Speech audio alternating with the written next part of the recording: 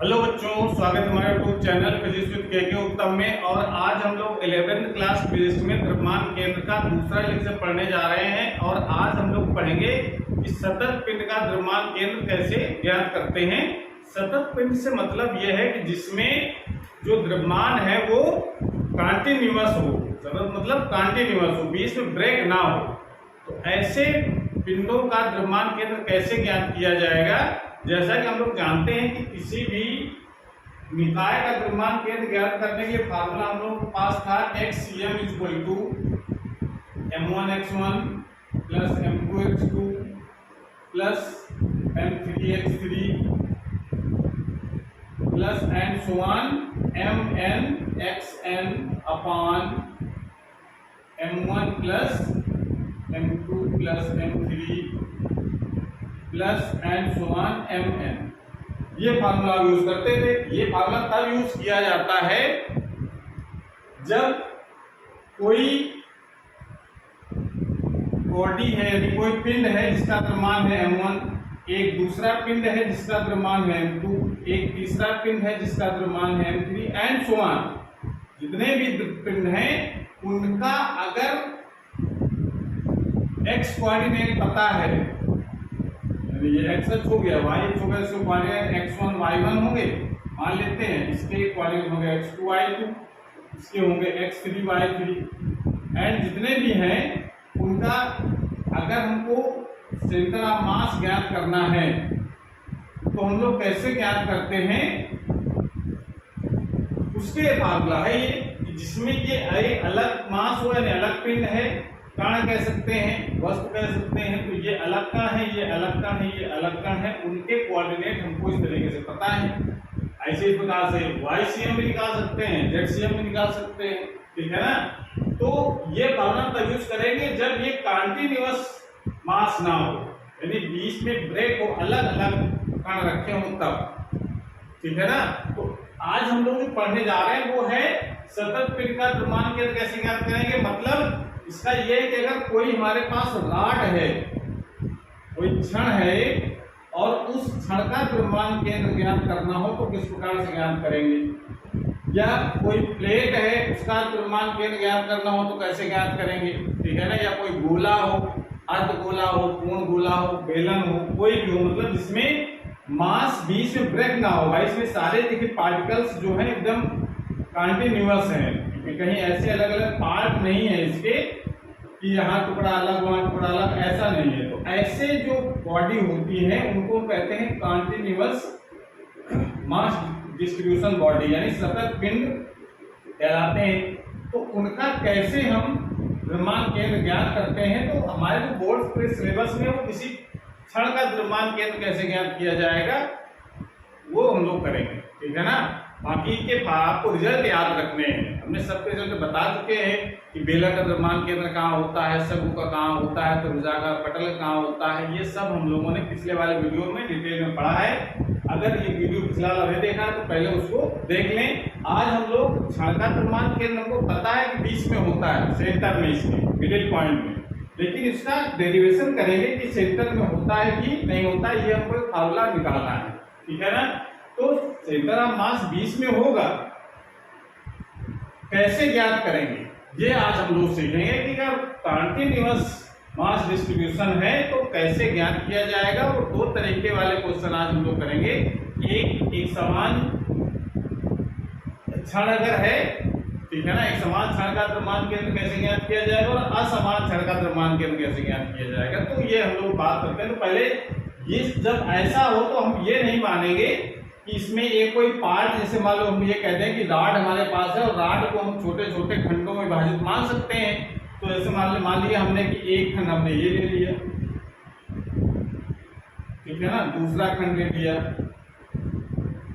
तीसरा खंड ले लिया, ऐसे करके ये इसको हम बहुत सारे खंडों में डिवाइड मान सकते हैं। और एक खंड का द्रव्यमान हम मान लेते हैं dm है, मतलब पूरा मास तो इसका m है पूरे रॉड का, लेकिन हमने एक छोटा सा पार्ट ले लिया, कि पार्टों में डिवाइड वो मान लिया, उसका एक पार्ट ले लिया हमने dm द्रव्यमान के टुकड़े से जोड़ करके मान लो ये इसको जोड़ करके बनाया गया है। तो अगर हम इसको एक सिरे को अगर मूल बिंदु मान लें तो इसकी डिस्टेंस क्या होगी, मान लेते हैं इस वाले पार्ट की x1, इसकी है x2, इसकी है x3, ये तो है आयन बहुत सारे पार्ट होंगे इसमें, मतलब ये यहाँ लास्ट तक पहुंच गया तो ये पार्ट हमको मिल गया, इसका भी मास dm है और इसकी डिस्टेंस हो गई x। अगर इस तरीके से पार्ट बना हुआ माने तो कैसे ज्ञान करेंगे, ये जरा फार्मूला पहले समझ लें, उसके बाद फिर इसका डेरिवेशन करेंगे। तो इसके लिए देखिए मेन फार्मूला तो हमारे पास है, ये जो ऊपर में लिखा है पढ़ चुके हैं, इसको हम लोग जानते हैं, ये मान चल रहे हैं कि आप इस फार्मूले के बारे में पता है। लेकिन अगर इस वाले फार्मूले का यूज यहाँ किया जाए तो क्या होगा, ये अगर मूल बिंदु है तो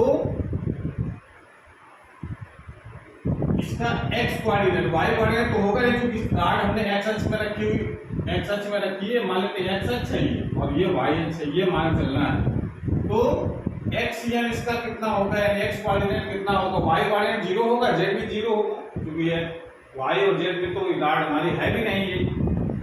तो इसका फार्मूला क्या लिखेंगे, dmx1 पहले वाले part, dmx1 plus dmx2 plus dmx3 and समान, इसको ऐड करके चले जाएंगे तो आ जाएगा dmxn upon dm plus dm plus dm and समान ऐड करके चले जाएंगे जहां तक जितने भी पार्ट इसके हमने किए हैं। तो देखो इस तरीके के जो फार्मूला है, देखो तो लग रहा है कि अगर हम कहीं छोटे छोटे पार्टों को जोड़ रहे हों कहीं, तो इसका मतलब होता है फिजिक्स में समाकलन करना, इंटीग्रेशन करना। तो इसके लिए फार्मूला हम इस तरीके से इसको बना करके लिखेंगे। छोटे छोटे पार्टों का मतलब क्या होता है, छोटे छोटे पार्टों को जोड़ने का मतलब होता है फिजिक्स में इंटीग्रेशन करना है, कहां से कहां तक जोड़ना है उसमें लिमिट लगा देंगे। तो इस फार्मूला को क्या लिख सकते हैं, इसको इस प्रकार से लिखेंगे x dm, इनको सबको जोड़ दिया और जोड़ने का चिन्ह कौन सा लगाएंगे, इंटीग्रेशन का, अपान ये तो ऊपर वाला जोड़ हो गया, बटे इसको लिख सकते हैं हम लोग समाकलन dm। इसके छोटे छोटे पार्टों को जोड़ रहे हैं। अब इसको हम इस प्रकार से लिखते हैं, तो छोटे छोटे पार्टों को जब जोड़ेंगे, ये छोटे छोटे पार्टों को जोड़ दिया हमने, तो ये टोटल मास कितना हो जाएगा, उस क्षण के मास के बराबर होगा, जिसको हम लोग लिख सकते हैं समाकलन dm का मतलब उस क्षण का द्रव्यमान, और समाकलन करेंगे x इस तरीके से। अगर मास एक समान डिस्ट्रीब्यूटेड है तो उसका जोड़कर कर दिया, अगर असमान डिस्ट्रीब्यूटेड है यानी उसका जो एकांक लंबाई का जो द्रव्यमान है वो अगर अलग अलग है तो फिर हम उसको समाकलन ही करते हैं, फिर हम उसको ऐड करके उसका टोटल मास नहीं लिखेंगे, ठीक है ना। अभी उसको क्वेश्चन करेंगे तो क्लियर होगा। तो ये लोग x कोऑर्डिनेट हो गया। इसी प्रकार से अगर y कोऑर्डिनेट निकालना हो तो हम लोग क्या लिखेंगे, ycm इक्वल टू समाकलन ydm अपान समाकलन dm, और इसको हम लोग लिख सकते हैं 1/m समाकलन y। और इसका जो z कोऑर्डिनेट है, z कोऑर्डिनेट भी हम लोग लिख सकते हैं, तो यहां लिख देते हैं z coordinate zcm equal to क्या लिख सकते हैं, समाकलन zdm अपॉन समाकलन dm, या इसको लिखा जा सकता है 1/m समाकलन z। ये मेन फार्मूले आपको ध्यान रखने हैं जब कहीं सतत पिंड का द्रव्यमान ज्ञात करना हो, उसे क्षण का निकालना हो या किसी प्लेट का निकालना हो, ठीक है ना, बेलन का निकालना हो, ऐसा तब हम लोग इस तरीके का फार्मूला यूज करेंगे समाकलन वाला। ये अलग अलग मास अगर दे रखे हैं तब तो हम ये वाला फार्मूला यूज करेंगे, ये तो मेन फार्मूला है। इसी को मॉडिफाई करके फिर हमने समाकलन जोड़ने, यहाँ पे जोड़ जो लग रहा है वो किसके माध्यम से लग रहा है, सतत पिंड के लिए समाकलन वाले माध्यम से हम समाकलन करेंगे और उसकी लिमिट कहां से कहां तक जोड़ना है वो लिमिट रखेंगे। इस तरीके से ये फार्मूला आपको ध्यान रखना है विशेष तौर से एक्स कोऑर्डिनेट ज्ञात करने के लिए ये वाला फार्मूला, वाई कोऑर्डिनेट ज्ञात करने के लिए ये वाला फार्मूला और जेड कोऑर्डिनेट ज्ञात करने के लिए ये वाला फार्मूला याद करना है। ठीक है ना। अब जरा इनका यूज हम लोग पढ़ लेते हैं। तो फार्मूला आपको याद कर लेना है, ये कब यूज करेंगे, जब सतत पिंड हमारे पास है तब, और अगर अलग अलग पिंड है तो फिर हम ये वाला फार्मूला यूज करते हैं। कितनी बार आपको ध्यान रखना है। ठीक है, तो नोट कर लीजिए। उसके बाद फिर हम डेरिवेशन करेंगे, बहुत इंपॉर्टेंट है कि समान क्षण का द्रव्यमान केंद्र कैसे ज्ञात करते हैं। तो नोट करने के बाद रेटिंग लगाएंगे।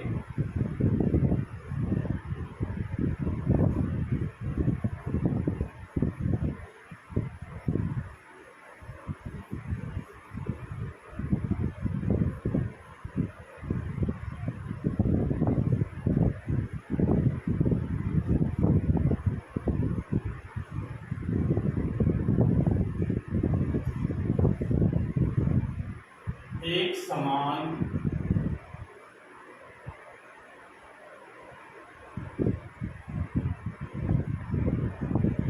क्षण का द्रव्यमान पिंड बहुत इंपॉर्टेंट है, एग्जाम में पूछा जाता है। सतत पिंड का एक एग्जाम्पल है, या सुन लो। ठीक है ना।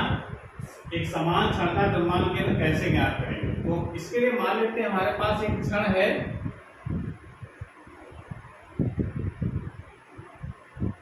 एक समान मोटाई की, एक समान मोटाई की है। उसके एक सिरे को हम मान लेते हैं मूल बिंदु पर, और दूसरा सिरा जो है वो एक्स अक्ष पर स्थित है। एक्स अक्ष पर, मतलब ये हमारा वाई अक्ष हो गया और ये हो गया एक्स अक्ष। इस क्षण का जो द्रव्यमान है, मान लेते हैं इसमें, माना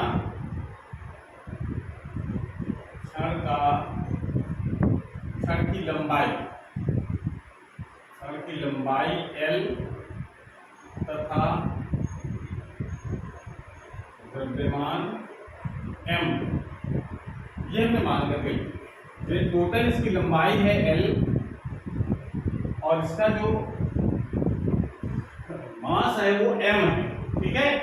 अब हम क्या करेंगे, इसको जो हम द्रव्यमान के निकालेंगे तो कोई एक हम छोटा सा पार्ट इस क्षण का लेंगे, इतना पार्ट ले लिया, जिसका द्रव्यमान मान लेते हैं छोटा पार्ट है, इसलिए उसका द्रव्यमान लिया dm, और उसकी मूल बिंदु से दूरी हम मान लेते हैं x। क्लियर हो गया।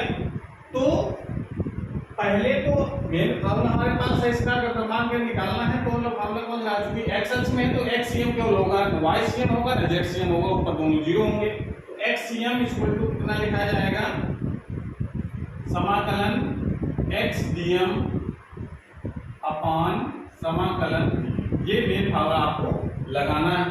अब लगाने के देखो यहाँ पर जो मैथ में हम लोग जानते हैं समाकलन वाले में, वो x dx होता तो समाकलन हो जाता। ठीक है ना। या m dm होता समाकलन हो जाता। यहाँ x dm लिखा है तो समाकलन कैसे होगा, तो पहले हम क्या करें, इस dm की वैल्यू x के टर्म पर निकाल लेंगे, तब समाकलन हो पाएगा। तो क्या करेंगे, dm ये है क्या, एक छोटा सा पार्ट है, उसका द्रव्यमान, तो द्रव्यमान कितना होगा इस छोटे वाले पार्ट का, जिसकी हम ये जो मोटाई है उसकी मोटाई क्या मान लेंगे हम लोग dx, इसकी जो मोटाई है वो dx है, और जो मास है उसका द्रव्यमान है वो dm है। तो इस छोटी सी मोटाई जो ली है हमने, बहुत छोटी मोटाई ली है dx जिसको कह रहे हैं, उसका द्रव्यमान ज्ञात करना है। तो इसके लिए हमको टोटल द्रव्यमान पता है, लंबाई पता है, तो पहले हम लोग क्या ज्ञात करेंगे, एकांक लंबाई का द्रव्यमान पहले निकालना है। ठीक है ना। तो यहाँ पर लिखेंगे क्षण की एकांक लंबाई का द्रव्यमान, या इसी को हम लोग क्या कहते हैं, रेखीय द्रव्यमान घनत्व। इसी को हम लोग क्या कहते हैं, रेखीय द्रव्यमान घनत्व भी कहा जाता है। ठीक है ना। लीनियर मास डेंसिटी जिसको कहते हैं, इसको एकांक लंबाई का द्रव्यमान कितना, उसको क्या कहते हैं हम लोग, रेखीय द्रव्यमान घनत्व, जिसको हम लोग किससे लिखते हैं, लैम्डा से। और लैम्डा का मान क्या हो जाएगा, एकांक लंबाई का द्रव्यमान निकालना है, मतलब टोटल मास बटे टोटल लेंथ ये निकल आएंगे। ये निकाल लिया हम लोगों ने, लैम्डा का मान कितना आएगा। अब जरा बात, जब चूंकि एक समान छड़ की लंबाई है तो इस छोटे वाले जो पार्ट है उसका भी देखिए घनत्व इतने के बराबर आएगा, बस समझ रहे हैं। यानी हम इसको इस लैम्डा को लिख सकते हैं dm बटे dx, ये लिख सकते हैं कि नहीं। इसी ध्यान दो भाई, तो जब एकांक लंबाई की छड़ का द्रव्यमान है लैम्डा, ये हमने लिखा है, जिसको लोग रैखिक द्रव्यमान घनत्व तो कहते हैं, बात ध्यान रखनी है।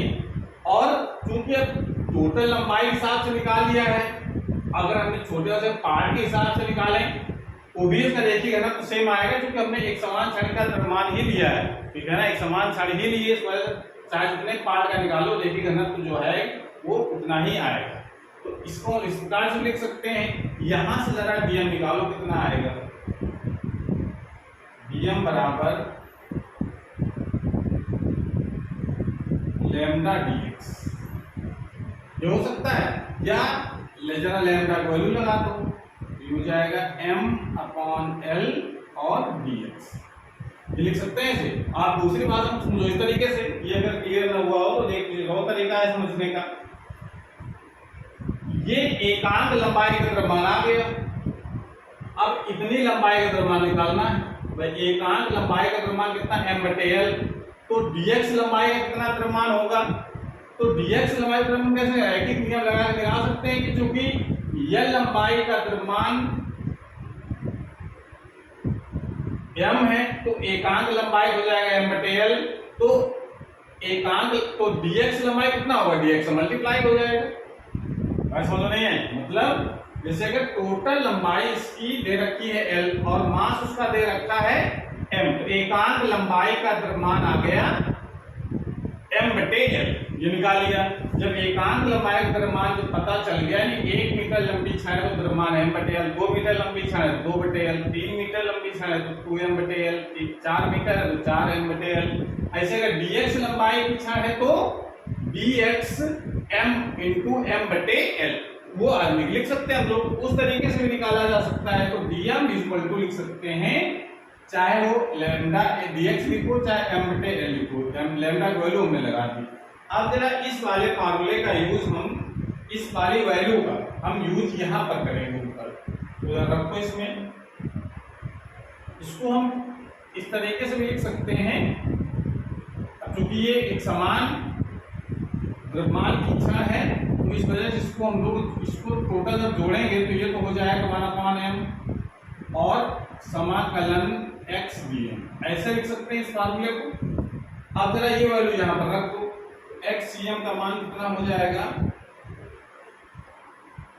1/m समाकलन x और dm की वैल्यू कितनी हो जाएगी, m/l और dx, ये लिख सकते हैं। इस m/l को बाहर ले जाओ, और चूंकि समाकलन को कहां से कहां तक ले जानी है, सबको 0 से लेकर के l लंबाई तक, तो इसका मतलब है 0 से l, और इसके कोऑर्डिनेट अगर लिखे जाएंगे तो l, 0 और इसके कोऑर्डिनेट लिखे जाएंगे तो 0, 0 जो मूल बिंदु पर हमने एक्स का माना है। तो लंबाई कहां से कहां तक, 0 से l, इसका समाकलन कर देंगे। अब जरा इसको सॉल्व करो तो m/l ये कांस्टेंट है, लंबाई कांस्टेंट है, मास का कांस्टेंट है, ये समाकलन के बाहर हो जाएगा। तो इसको लिख सकते हैं xcm इक्वल टू m/l, और ये पहले से ही कि हम ये उपस्थित है पहले से, और समाकलन बचेगा यहाँ पर, समाकलन 0 से l x dx। अब समाकलन हो जाएगा x dx का, तो समाकलन इसका जब करेंगे तो इसका फॉर्मूला बन जाएगा, m से m कैंसिल हो गया, 1/l, समाकलन से करेंगे तो x²/2, ये समाकलन हो जाएगा, x²/2 0 से l की लिमिट लग जाएगी, ठीक है ना। समाकलन के फॉर्मूले तो आपको याद करने पड़ेंगे तब काम चलेगा। और उसके बाद अब इसका लिमिट लगा दो, लिमिट इसको लिख सकते हैं 1/m, और इसको लिख सकते हैं, सॉरी l बचेगा, l यहाँ पर बचेगा, और इसको लिमिट लगाओ तो l²/2 - 0, तो इसको सॉल्व करेंगे तो इसके एल स्क्वायर से एक एल कम हो जाएगा, तो यहाँ पर बच जाएगा XCM इक्वल टू एल एक बटे L into L square by 2, इससे कम हो गई XCM यानी सेंटर ऑफ मास, ये हो जाएगा L बाई 2 मतलब क्षण के बीच में उसका सेंटर ऑफ मास होगा कहीं यहाँ, ये इसका सेंटर ऑफ मास होगा जिसकी डिस्टेंस होगी L बाई 2। अब जो आधे पाए तो इधर से मेजर करोगे तब भी L बाई 2 पर। इस प्रकार से ये हम लोग ज्ञात कर सकते हैं। इसी अगर एक समान क्षण अगर है तो उसका जो द्रव्यमान केंद्र होता है वो मध्य बिंदु पर होता है। क्लियर हो गया? इस प्रकार से हम ये ज्ञात कर सकते हैं कि अगर एक समान क्षण का द्रव्यमान ज्ञात करना है तो हम समाकलन विधि से उसका सेंटर ऑफ मास ज्ञात करेंगे। क्लियर हो गया? इस प्रकार से हमको ये पॉइंट आपको ध्यान रखना है। और अगर असमान क्षण का द्रव्यमान केंद्र निकालना हो तो कैसे ज्ञात करेंगे, इसको समझ लेते हैं। तो इसको नोट कर लीजिए।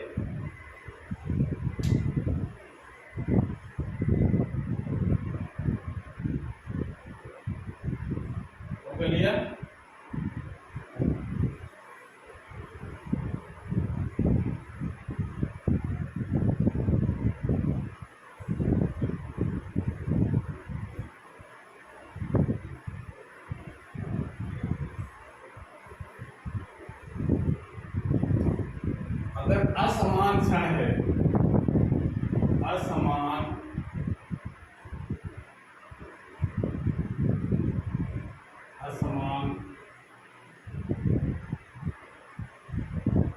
क्षण का द्रव्यमान, अगर ये ऐसा अगर कोई क्वेश्चन है तो कैसे करना है, जरा इसको भी एक एग्जांपल के लेकर के हम लोग समझेंगे। तो इसके लिए मान लेते हैं, माना क्षण की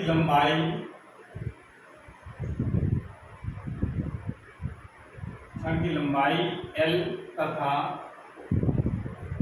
देखिए द्रव्यमान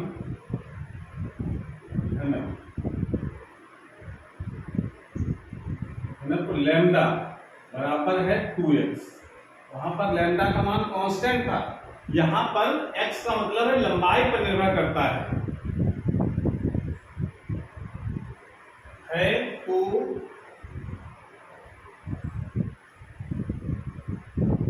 अगर ऐसा अगर है तो कैसे हम लोग द्रव्यमान केंद्र ज्ञात करेंगे। तो इसका देखो एक इससे ये जो लैम्डा दे रखा है वो x पर निर्भर कर रहा है, लंबाई पर। लंबाई जैसे बढ़ेगी उसका जो रेखीय द्रव्यमान घनत्व यानी एकांक लंबाई का द्रव्यमान है वो बढ़ता जाएगा। ठीक है ना? तो इसके लिए भी हम लोग मान लेते हैं कि क्षण है हमारे पास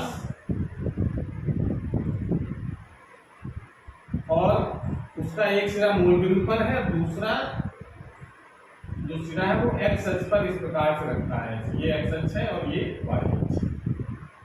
अब इसका जो लैम्डा है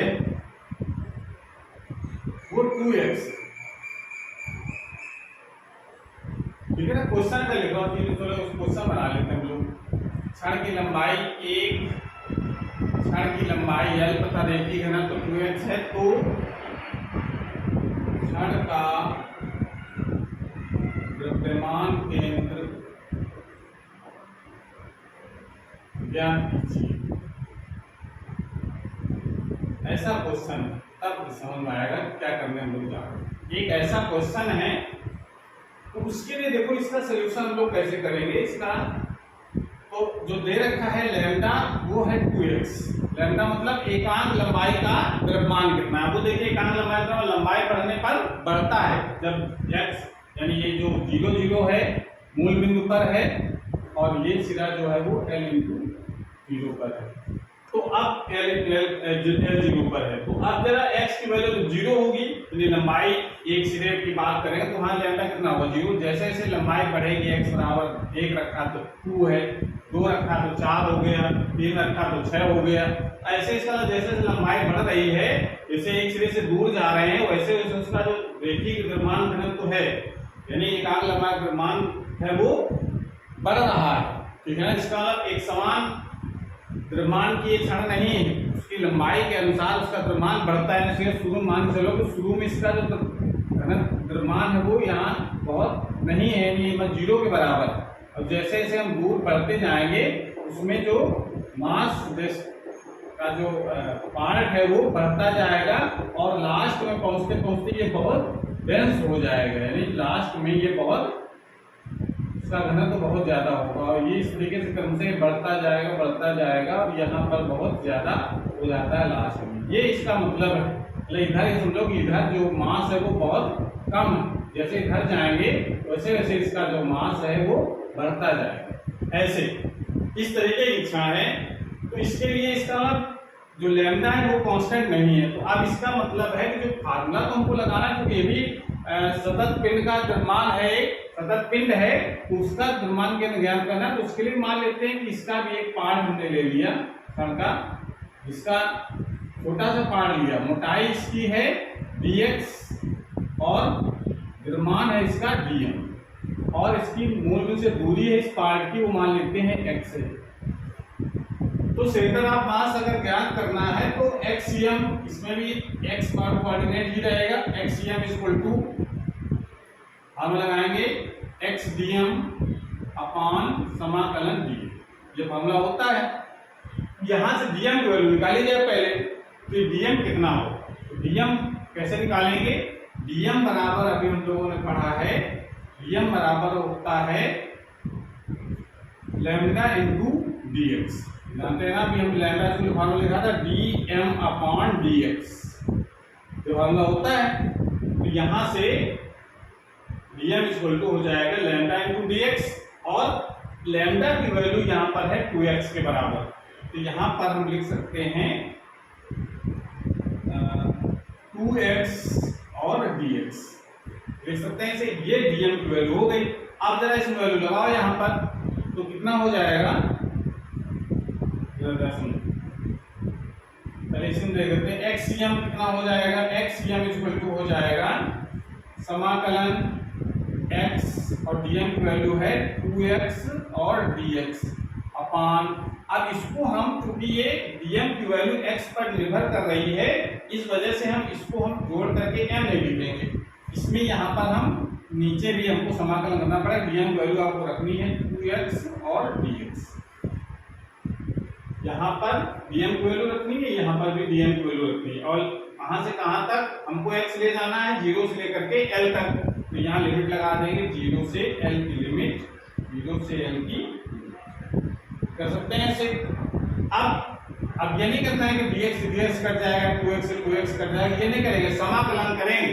तो समाकलन करेंगे तो कितना आएगा, एक्सियम इक्वल टू, ये 2 बाहर दोनों से आ जाएगा, 2 कैंसिल हो जाएगा, 2 से 2 तो कैंसिल, यानी आप चाहो तो उसको लिखा दो पहले, और यहाँ पर ऊपर क्या बच रहा है, x स्क्वायर dx अपान 2, ये भी बाहर हो गया, समाकलन x dx ये बचेगा, और 0 से l की लिमिट रहेगी, 2 से 2 कैंसिल, एक्सियम इक्वल टू, इसका समाकलन कितना हो जाएगा, x क्यूब बाई 3 लिमिट 0 से l अपान, इसका हो जाएगा x स्क्वायर बाई 2 और 0 से l की लिमिट, यह आ जाएगा।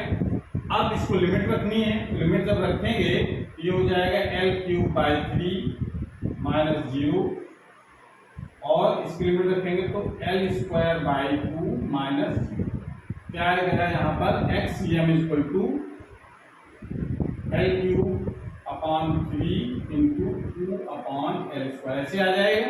इस l स्क्वायर की घात खत्म हो जाएगी, बचेगा हमारे पास axiom equal to 2l upon, ये इसका मतलब देखो, मास चूंकि सब जगह बराबर नहीं था, एक सिरे से दूसरे सिरे पर जाने पर उसका मास बदल रहा था, द्रव्यमान बदल रहा था, इस कारण उसका मिडिल में नहीं आया, कहां पर आएगा, 2l बाई 3 डिस्टेंस पर इसका सेंटर ऑफ मास होगा। तो इस प्रकार से समान क्षण अगर है तब तब तो उसका सेंटर ऑफ मास सेंटर पर आएगा, यानी बीच में आएगा एकदम। लेकिन अगर एक समान सड़क नहीं है तो centre of mass position change हो जाती है। वो डिपेंड करता है कि उसका जो रेखीय द्रव्यमान घनत्व है, यानी एकांक लंबाई का जो द्रव्यमान है वो कितना है, उसके अनुसार ये वैल्यू चेंज हो जाती है। तो इस प्रकार से हम किसी भी क्षण का जो द्रव्यमान केंद्र है वो ज्ञात कर सकते हैं। तो आज हम लोग इतना ही पढ़ेंगे। अगले वाले वीडियो में हम लोग पढ़ेंगे कि द्रव्यमान केंद्र का वेग कितना होता है और उस पर कितना त्वरण कार्य करता है, उसके लिए फार्मूला और उससे आधारित न्यूमेरिकल अगले वाले वीडियो हम लोग करेंगे। तो आज क्लास हमारे पर समाप्त होती है। अगर वीडियो अच्छा लगा हो तो उसको लाइक करें, अपने दोस्तों को शेयर जरूर करें। अगर चैनल अभी तक सब्सक्राइब नहीं किया चैनल को सब्सक्राइब करें, जिससे नए वीडियो अपलोड हो उसकी नोटिफिकेशन आपके पास सबसे पहले पहुंच जाए। पढ़ाई करते रहिए। Thank you.